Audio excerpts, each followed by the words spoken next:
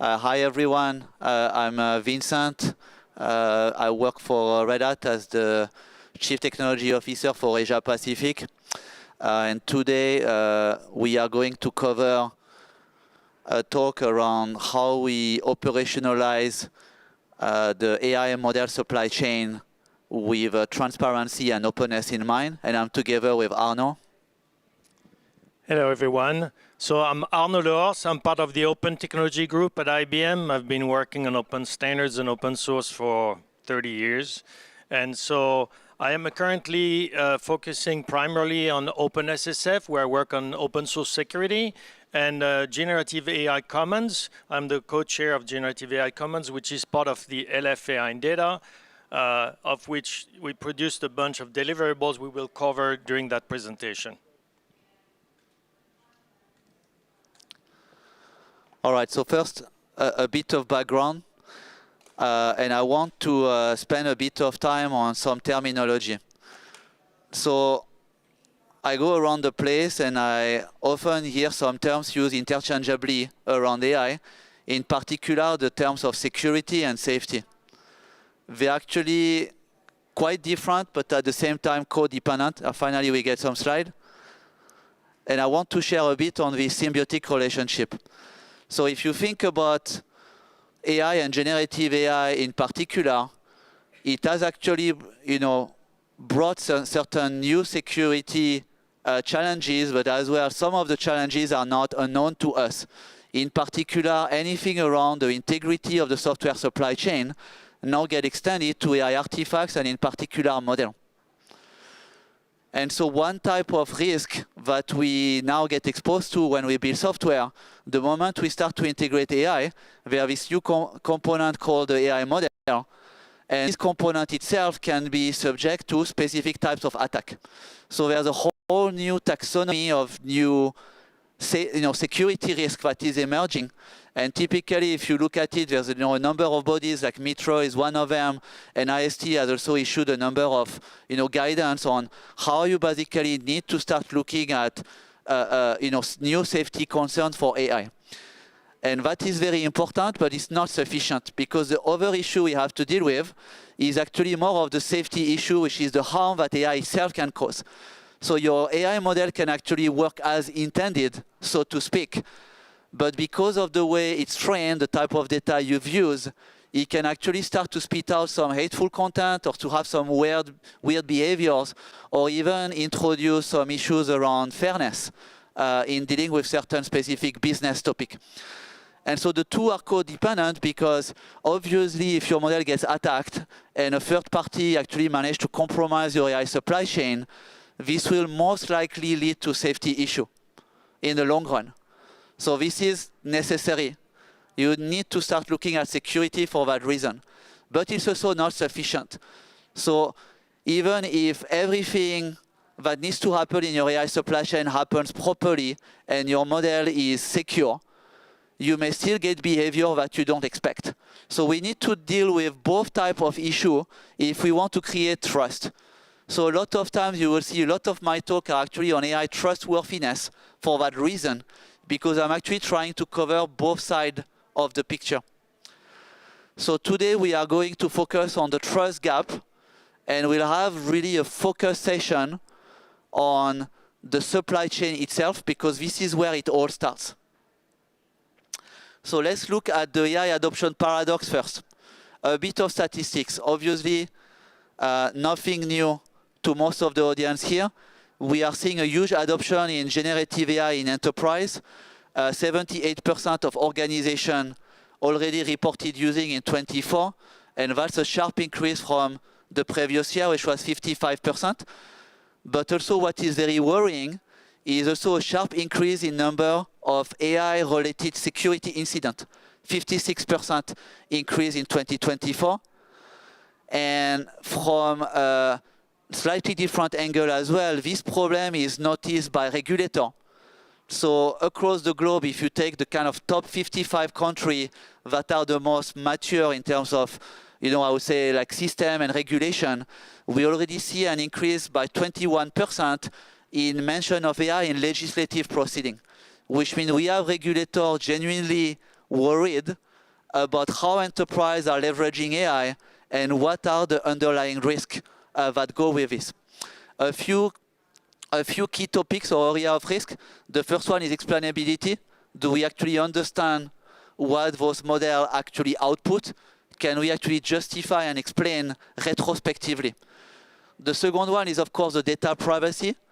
All these technologies are usually dependent on data at the training stage, but do we actually know what data goes in? And is this data actually safe? The third aspect is ethical, and it's really looking at the output of generative AI in general, mitigating bias and fairness. A very interesting angle to this, right? I'm in Asia-Pac region. Think about it this way. When you have a so-called open weight model, like a llama from Meta, that is actually trained on the Western internet, and you are using this model in India or in China, it's actually a hugely biased model. It's been literally trained on the entire Western mindset with the data. There is no way you can retrospectively teach the model to understand the Indian or the Chinese culture and acceptable behavior. So everything is dependent on the supply chain. Last, there is really, we are starting to see initial effort, and I think the EU AI Act is probably the precursor in this, in looking at how we are going to ask providers to disclose more information about their AI supply chain to understand the underlying risk when using the model. So this is really happening because we know Europe is typically always the number one and precursor in regulation, but soon after, most of the mature country and ecosystem will follow. So these are the key trends we're trying to kind of really focus on. We have increasing regulation, as I mentioned, to really make AI a lot more auditable and to start looking at as well empowering and making board level responsible for AI risk. The second aspect is more of a trend. If you look maybe 2 years ago in terms of state-of-the-art model, you would probably have, obviously OpenAI, ChatGPT, maybe Anthropic, like 2, 3 of them. Today, increasingly, if you look at model number 10, 15, or even 20 on the chart, they are almost as equally good as the top one. Reason is very simple. We've come to this point where everyone can take the entirety of the internet and use training methodology and reproduce state-of-the-art model. There is very little additional gain from just throwing more data at the problem. Now the gain are really about looking at the supply chain and making it better, looking at mixture of experts, different architecture that really solve different type of AI problem in a different manner. That means the supply chain itself has become even more critical because how you train the model, how you evaluate, how do you iron out those bias actually happens with the code itself, not with the data. And last but not least, and this is why we are here today as well, obviously open source has started to catch up. So today when I work with customers, I use a lot of DeepSeek, Qwen, Mistral model. Honestly, open source has become the de facto for enterprise because they can actually see what's happening a lot more than some of the proprietary solutions. So in the next part of the presentation, we are really going to focus on 3 type of challenge that we see enterprise having to deal with from the supply chain perspective. The first one is transparency. How do we understand what went into the model supply chain? The first one is the security of the supply chain itself. How do we manage the integrity, the provenance of the components? And how do we make sure that we can actually look at what happened under the hood when we introduce AI into our application? And the last bit is how do we evaluate this AI? What is good enough to go into production? And we'll start with some sharing around what the LF AI and data has been doing in terms of framework around generative AI. And Arnaud will take that. All right, so the first piece we will talk about is with the responsible generative AI framework. So generative AI Commons from LF AI and Data developed this guide called RGAF, Responsible Generative AI Framework. Because as Vincent said, on the surface, a lot of these AI systems and AI models available seem to be comparable. In practice, how do you actually go at evaluating whether they really are open, transparent, safe to use? So this is the problem that we have been trying to address in Generative AI Commons with a couple of deliverables that we'll talk about. The first one, therefore, is RGAF. Basically, it focuses on the responsible AI aspect, which is we have identified 9 different dimensions. And the idea is that we want to provide people with a way to actually assess how a certain system, a model or AI system, fare against this measuring stick, if you will. And so we have all these different dimensions that talk about different aspects related to responsible AI. I won't go through all of them here, but things like human-centered underlying, accessible and inclusive, robust, reliable, and safety are important aspects, and so on. So the idea is that the guide provides a definition for all these dimensions and give you a tool that you can actually use when you're considering an AI system, how it actually compares to according to these different dimensions, so that you actually have an effective tool to make this assessment and be able to make an informed decision as to which system you really should use in your application. So the RGAF actually matches very well the problems that Vincent highlighted early on, right? So the main pillar of this are the transparency and explainability, because that's really a key aspect. What's actually in it and how does it come up with the answers? There are too many, this is the black box problem, right, that Vincent was talking about, where you use system, you kind of trust that they give you the right answer. How do they get to that answer is often completely unknown. So you want to know what data was used to develop the system, what kind of algorithm is used, and so on. You want them to be robust, reliable, and safe. For the same reason, as Vincent explained, we're seeing an increased number of attacks, and it's very important that the system are safe to use, with also the privacy aspect. All these systems where you actually send all your prompts and information, documents to do RGAF and so on, how is this information actually being used by the system provider is often completely opaque. So these are important aspects that the RGAF actually help you assess. And then the last aspect, which is not the least one, is accountability and rectifiability. This is the idea that, okay, if something goes wrong, where are you going to turn to? Who is responsible for that? And is there a way to actually mitigate the problems that you find? Because there may be bias, there may be systems that, there may be answers that are inappropriate. How do you have a way to fix it?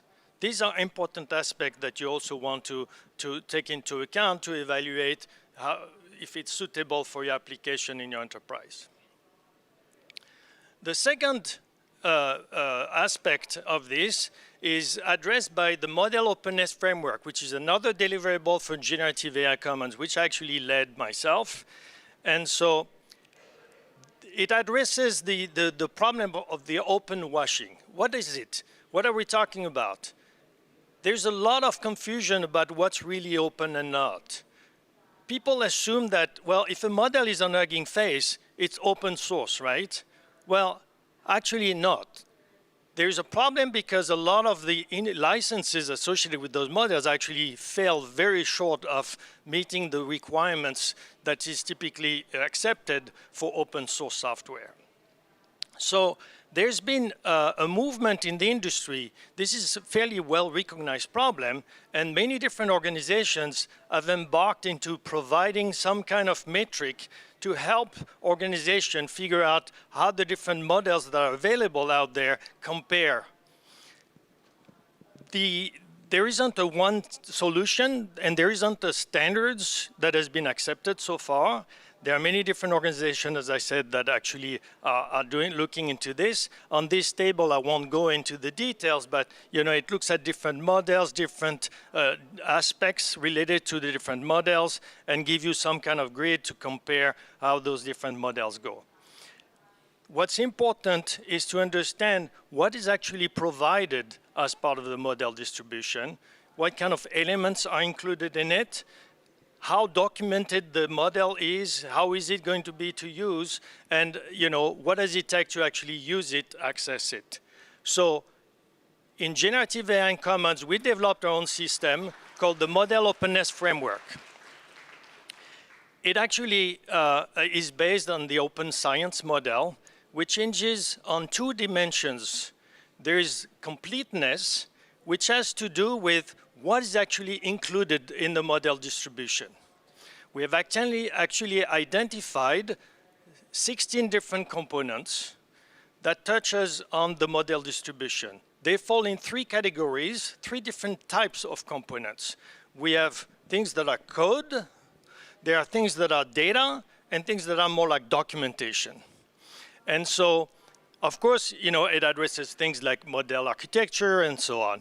But it also addresses things like, okay, what is the data that was used? And we can look at, if you don't have the data, it's often impractical to share the data, but do you actually have some documentation about what data was used? And so the documentation aspect is also important. We can document how the system was trained, what kind of algorithm was used, and so on. So this is the completeness aspect, is what is you actually getting when you actually downloading this model from Hugging Face, for instance. The other aspect is openness, which refers to what license under which those components are made available. Again, there's a lot of licenses out there that are quite exotic in the AI space. We saw the same thing happen in the software space years ago. And OSI stepped up and said, okay, we're going to tell you which license you actually, in our mind, qualifies as an open source license. And it helped greatly the industry figuring out what could be considered really open source and what could not. Things like licenses that have arbitrary restrictions, like a maximum number of users, for instance, or there are some well-intended license. There's the so-called RAI licenses, or Open Rail licenses. It actually stands for Responsible AI License. And there are people who put all sorts of restrictions, such as, well, you can use my model, but not for some military use. This is a restriction, whether it's well-intended or not, or even like, to do crimes, which seems to be like a good intention. But those things actually are all restrictions that make those licenses fail the test of an open license, which must have no restriction. So the MOF actually encompasses those two dimensions, the completeness and the openness. We actually are pragmatic about the fact that, okay, not everything is going to be perfect, and not actually everything needs to be reproducible necessarily. It may not even be possible. So we have actually defined three different classes: open model, open tooling, and open science model. These are the three classes from the bottom to the top, from less open to more open. They actually map to different use cases. The first one is actually the most common use case. It basically gives you the right to use the model, do whatever you want with it. It doesn't necessarily provide you all the information you need to be able to do deep analysis, fine-tuning, and so on. So we have this second class, which provides additional information so you can do this kind of analysis, performance tuning, and so on.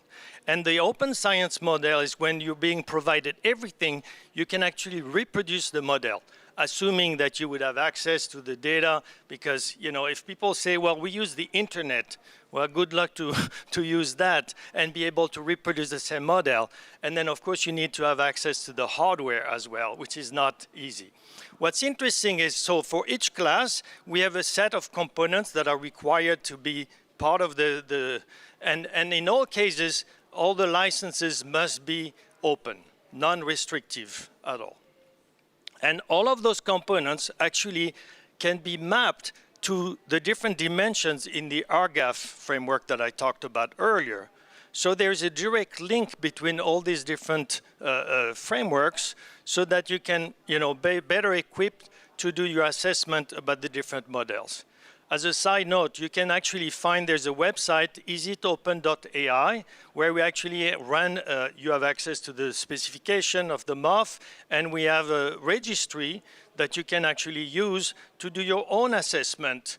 There are a lot of models that are already registered, but you can also use it. There's a little form. You fill out the information, and it gives you an assessment of how the model distribution you're considering, whether it's you the one producing it or you're considering using it, against the MOF. And it tells you which classes it falls in, which components may be missing, and so on. All right, thank you, Arnaud. So we have some pretty interesting framework. So from the tech industry perspective, the next question is, how can we use these practices and embed them into our technology, our AI supply chain, and hopefully our practices as well. So this is the overview. If you consider a typical supply chain for a model, there's basically a number of steps that actually hopefully similar to a traditional CI/CD pipeline, like not really different. And that got us thinking, especially in the CNCF, that would we be able to use cloud-native technology and adapt them to the AI supply chain as well? And the simple answer is yes. And so I'm covering here essentially the three main steps in the process.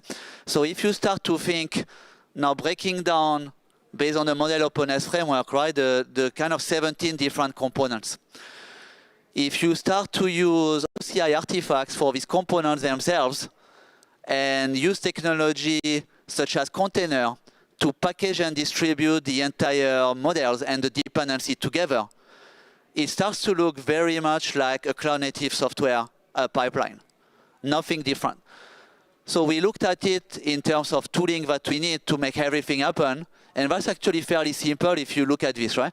Once you have the AI artifacts, you need a tool for packaging. And there's a new CNCF project that is actually in the process of onboarding, which is called Model Pack. And Model Pack really provides this capability to take those AI artifacts and use OCI standard and package them together. The next step is, how do you provide the recipe to someone who will receive your package? You need to include that recipe in what we call an AI bill of material. So we have in the Linux Foundation a standard for this, which is SPDX. And SPDX recently brought us some improvement to actually start to capture AI-specific metadata. And I'll cover this as well. Once you start to package and provide the recipe, you also need to manage verifiable integrity. And the best way to do this is cryptographic signing. So the good news here, we have 6-store project, which is now pretty mature, and actually provide us all the capability we need to sign an image, push it to your favorite, IT deployment team or IT ops, and then those people can actually start to deploy those AI models on a typical Kubernetes cluster, but at the same time verify the integrity and the provenance of the entire AI supply chain. So I'm just going to cover now some of these steps and the key standards, right? And all this technology is already available upstream, and I think now the effort is more to make everything work together, so to say. So the foundation is packaging. We have a new model pack specification that's just been approved by the CNCF TOC a few weeks ago. So we are in the process of now onboarding the project as a sandbox under CNCF. And it essentially gives you a very simple CLI tool, which is called ModCTL. And ModCTL lets you take AI artifacts. You can do ModCTL build, ModCTL push, ModCTL pull, essentially manage the entire lifecycle of AI artifacts and components, just in the same way you manage any traditional software image. So that will be extremely familiar to anyone who is already doing cloud-native development. Just the command is simply changing a little bit. And then the construct that we are using, of course, is an OCI compliant image. So that helps us deal with a lot of problems. The first one is unified workflow. The supply chain that you see here is already very familiar with development team across the globe. People who are not, so to speak, AI specialists. But anyone in your IT operation, in your existing platform team, will actually automatically understand the packaging model, the OCI artifacts, will already have certain supported registry like Quay or Arbor that can actually take the construct to host it. So there is no need to build a new workflow, a new process, and actually go through your security, your compliance team, and explain how those things are managed. Well, that's extremely powerful. Natively, we get robust versioning and provenance because now we're basically tagging version of model together in our existing CI/CD system. So you have a new release of model, okay, model 0.3, update my code repo, straight away my system knows there's a new model and I need to load it into my system. Nothing new to do. That's also very, very powerful that your existing continuous delivery process is just going to pick up this new artifact without actually making any change in your process. Last bit, everything you see here integrates natively with the entire cloud native ecosystem. So every relevant CNCF project in the existing landscape will work with this approach. So you have your Kubernetes, you have a project like Kserve. Essentially now, Kserve can natively take one of these OCI package model and serve it off the shelf. So that's really why we use this approach. And we work with the rest of the ecosystem. The second part is the bill of material. So to use a bit, when I describe the supply chain, I tend to use a food analogy. What we've seen with the packaging earlier is I'm basically in the kitchen and I use the recipe, which is the IBOM, to cook my dish. So the IBOM literally describes what are all the ingredients and how we are using the ingredients together to build a model. Obviously, if I need to commercialize now my food, I will have to write on the package of the food all the ingredients I've used. So that is why the AI bill of material is providing and what the SPDX 3.0 standard is providing us. It provides construct to actually tag every single component that goes into an AI model, like the data set for training, the data set for evaluation, the model source file, the documentation. You basically can specify the source of all these different components from the point they were actually embedded into your process. Furthermore, you can also build layers. What I mean by this is a lot of enterprise, like think about this problem, right? Today you have 1.5 million model on Hugging Face. Are you going to allow your developer to choose any of the 1.5 million model on Hugging Face and just go and deploy it in your production system? Absolutely not. This is very scary.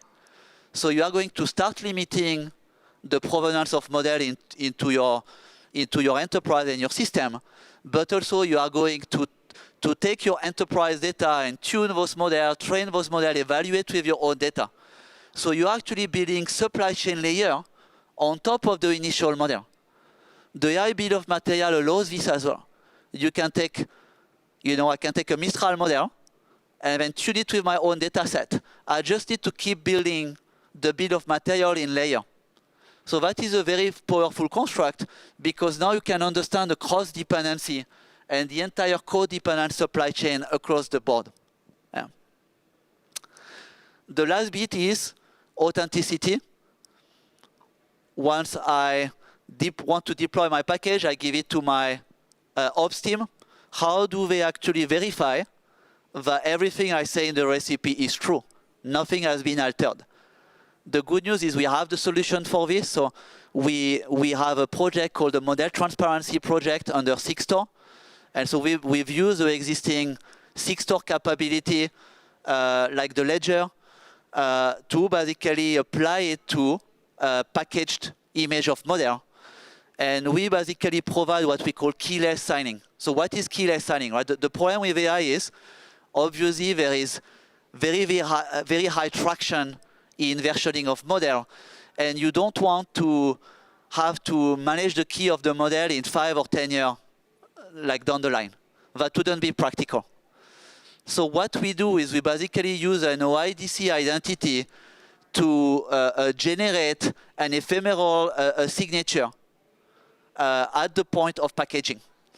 And we provide a mechanism by capturing this generation into a record transparency log to basically validate on the fly when you deploy a model that the provenance of the model is correct and there has not been any tampering. And the log essentially captures the integrity of the component at the AI artifact level. So you know if every part of, even if some evaluation code has been changed, maybe to give a better score to the model, you could do this, right? You will basically break the consistency check at deployment stage. So now, your Kubernetes deployment is automatically verifying that there was no intended or unintended change that affected your model supply chain every time you deploy a new version of model, which is a very, very powerful security and safety check. So that brings us to the end of our talk. If you want to know more about the end-to-end process, we have basically published 3 blogs, and they bring you through the entire end-to-end supply chain, going in detail on all the components, including the licensing as well. You'll find some information on the recent new standard, which is the Open Model Data Weight standard as well that we are promoting. And that will give you, hopefully, a picture of how we could build an end-to-end secure software supply chain for AI. Thank you so much for your attendance and your patience.